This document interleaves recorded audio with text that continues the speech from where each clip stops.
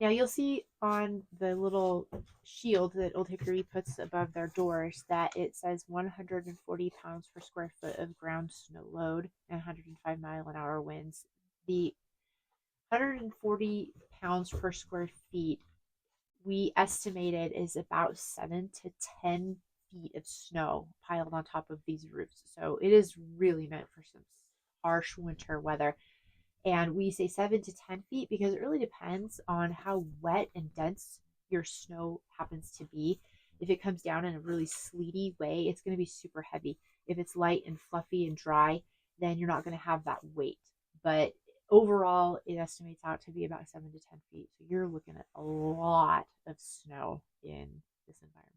While the door's not terrible, it's an odd sized door. So if you ever have to replace these doors, you're going to have a custom made door. I know because this is what I do for a living, which is fine for me, but might not be fine for somebody else. They might have to hire somebody, and I just can't imagine why they wouldn't offer that.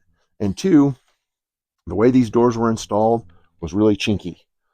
They used nails instead of shims, or they used screws instead of shims. So in the gaps between the door frame and the 2x4s, they just ran a screw in there to try to square the door up and get the door to be plumb.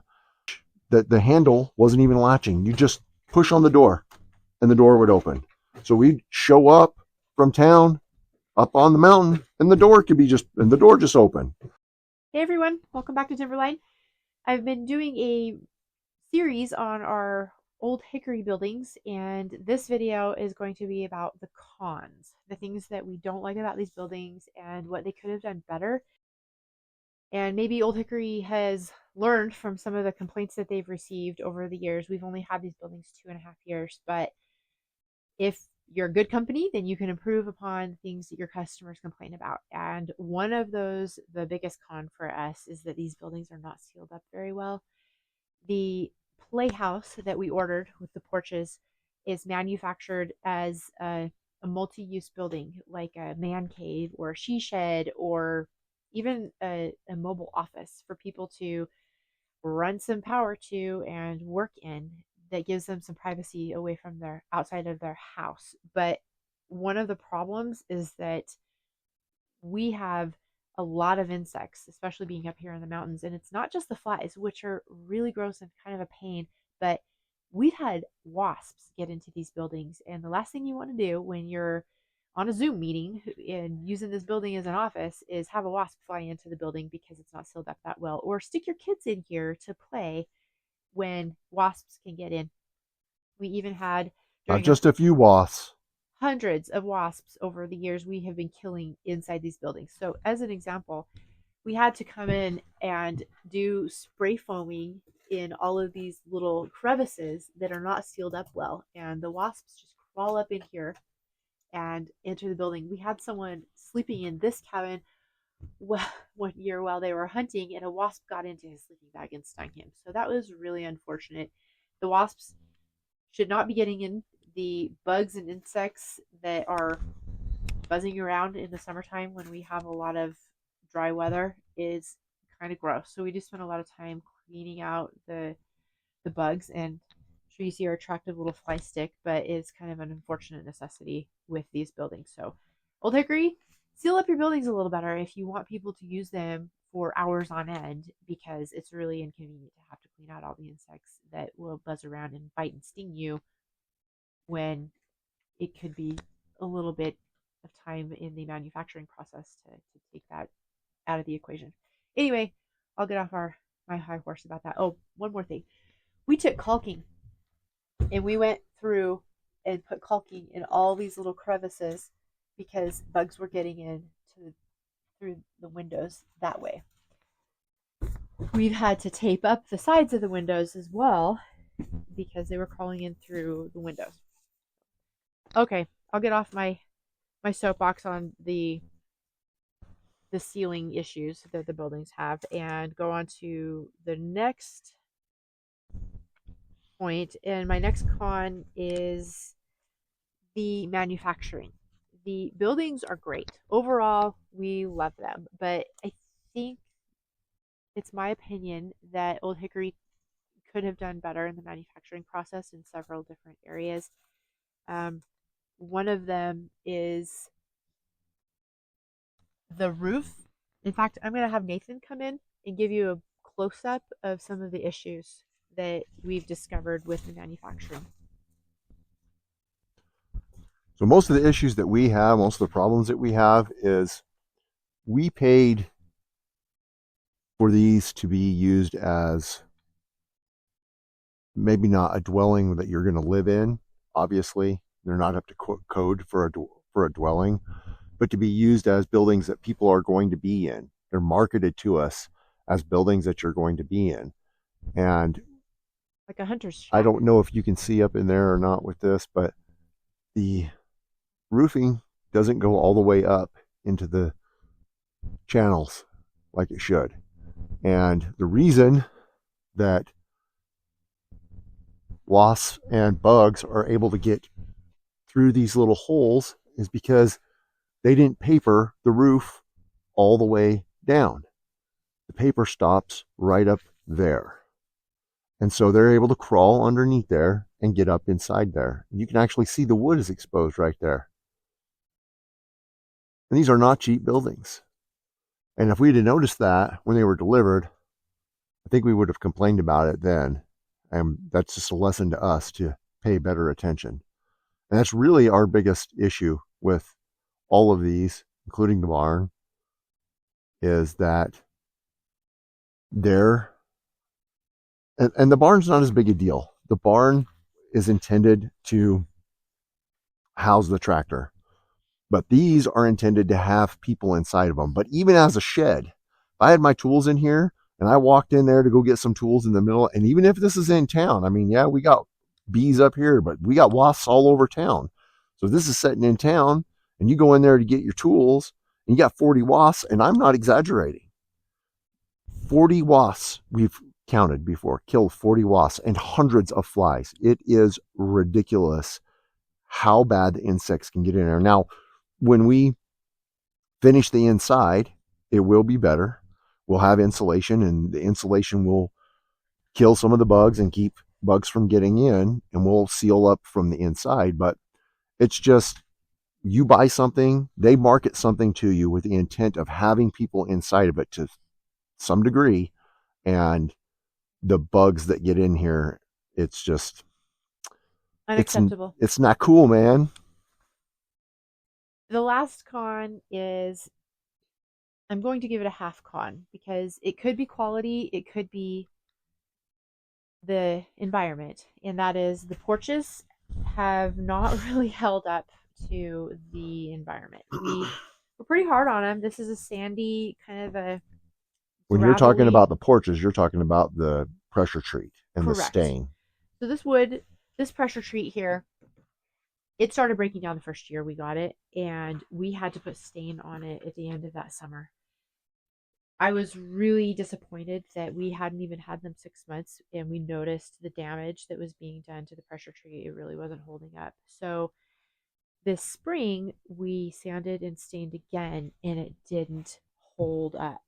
That was kind of the last straw for me, because I don't want to have to stain our porches twice a year, let alone once a year. So, or worse, have to pull all this decking up and replace it. Right. So the decision we made to protect the wood, and granted, it could be the quality of the pressure treat they used. It could be the fact that we have some serious temperature changes here. The environment. No, it's the sand. Is it the sand? The sand is gritty, and it's like sandpaper on there. Yeah, and we try to pound our feet off so that it's not a lot of dust, but you can see just from the wet ground, the porches are getting wet from walking through the snow and things. You can't avoid it. It's already drying and kind of getting sandy, and that will break down your materials. The decision we made was to paint the decks, even though we were kind of sad because we were going to lose the original coloring of that pressure treat, which matched the cabins perfectly. We thought it was more important. We're going to lose the wood grain. That's what we lost. Okay. With stain, you get wood grain. With the pressure treat, you get to see the wood grain. With the paint, you lose your wood grain. Right. So we were going to lose our wood grain with the pressure treat if we painted, and we were really sad because the wood grain is really country, and we thought it was so pretty. It matched the cabins great. But we chose to give up the wood grain by painting with a grit in the paint, kind of like a swimming pool. Hey, It's a quit deck paint. pushing me. It's a deck paint and it has a grit to it. So it's an anti slip, but it has a bit of a grit, and it will hold up better to this sandy environment when we're walking in and out of the cabin. So we painted about a month or two ago, and we are very happy with the results. The decks are holding up much better even after a lot of rain, and even some snow has fallen over these last few weeks. So we could potentially get by with just repainting the decks every 2 to 3 years, which is acceptable in this kind of an environment. We even had a little paint left over. We could paint the inside of the barn floor to protect it from all of the tractor grit and the chemicals that we spill and things. So I don't know if that's a full con, but I do know that the pressure treat was not holding up the way we expected it to on these buildings, and that's something that maybe Old Hickory could take into account the next time they're changing their manufacturing materials. So that's it for the cons, the things we didn't really like about the buildings once we kind of got into them. But overall, there are more pros than there are cons. We're very happy with the convenience and the quality overall. The the cabins have been these buildings have been a game changer for us, and we would recommend them to other people who want to have a dry cabin or a hunter shack. What are they called? Man caves, she sheds, anything that you want to have a little outbuilding for. They're a little pricey, but the roofs are a lifetime guarantee. They have a 1 year warranty on anything. In fact, we even had a window break. We gave them a call. They brought us out a new window. And while they should have done the install of our new window, we kind of let them off the hook because they were constrained on time. And I happen to be married to a window installer, so that worked out for them. I got a comment on the windows and the doors, by the way. Okay, so we'll add one more little con for the windows and the doors. So on these windows, the windows that are in these buildings are single pane, which you get what you pay for. So they're not super insulated, but they're very cheap. And for the price that we paid for them, I could have gotten really nice windows and put them in, which is what I'll end up doing. But we had to pay for these windows individually. We had to pay extra money. And then the other thing is while the door's not terrible, it's an odd sized door. So if you ever have to replace these doors, you're going to have a custom made door. I know because this is what I do for a living. And having the millworks make a custom door for anything means that you're going to at least pay a couple $100 more for the door, if not double. And my own little personal gripe, thing number 3 was, one, you couldn't order the door with a deadbolt. I had to come and bore my own deadbolt and install my own deadbolt, which is fine for me, but might not be fine for somebody else. I might have to hire somebody, and I just can't imagine why they wouldn't offer that. And 2, the way these doors were installed was really chinky. They used nails instead of shims, or they used screws instead of shims. So in the gaps between the door frame and the 2x4s, they just ran a screw in there to try to square the door up and get the door to be plumb. And imagine this, it didn't work. And I had to go through and remove all that stuff and actually shim it and get it square and get it plumb so the doors would operate properly. These buildings are swelling and contracting constantly because they're sitting above the frost line. And all these buildings are going to be like this. And it doesn't matter what you order. So this is going to be an issue. So if you don't have it shimmed well, it's going to change really easily. And it changed so bad that there was no deadbolt, so you couldn't have your deadbolt engaged. And the door contracted so much that the handle wasn't even latching. You just push on the door and the door would open. So we'd show up from town up on the mountain and the door just open. So there's my own personal gripe. Maybe it's a contractor gripe, but that's my personal opinion on it. These doors come primered, but they don't come painted, and that's something that we have needed to do. Most doors come that way, though. Correct. The plan is to probably paint them some shade of green. I'm sure that you've noticed our theme is to keep it woodsy. So we'll probably have them painted in the next season. And there's always something to do, but we love the buildings overall. There are some quality issues in the manufacturing, and hopefully those will be resolved over the years as Old Hickory hears from their customers. But I if think the quality issues come from the fact that these are mass produced, like on assembly line. So they build the walls, and the walls are taken and thrown into different dimensions. And one of the pros is they build these buildings really fast and get them shipped up to us really quickly. And one of the cons is that they build these buildings really fast. yep, And so you some mistakes can lose be some made of in the that. manufacturing. Yeah, you lose some of that quality. Now, I've mentioned that these buildings are not cheap.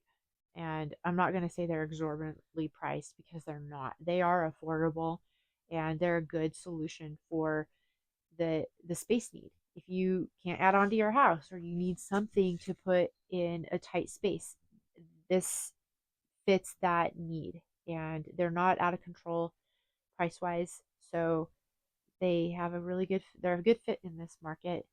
And overall, we'll recommend these buildings to anybody who's looking for a space that they need that's in addition to their house or on a different property. So thanks for watching. Hope this helps and see you next time.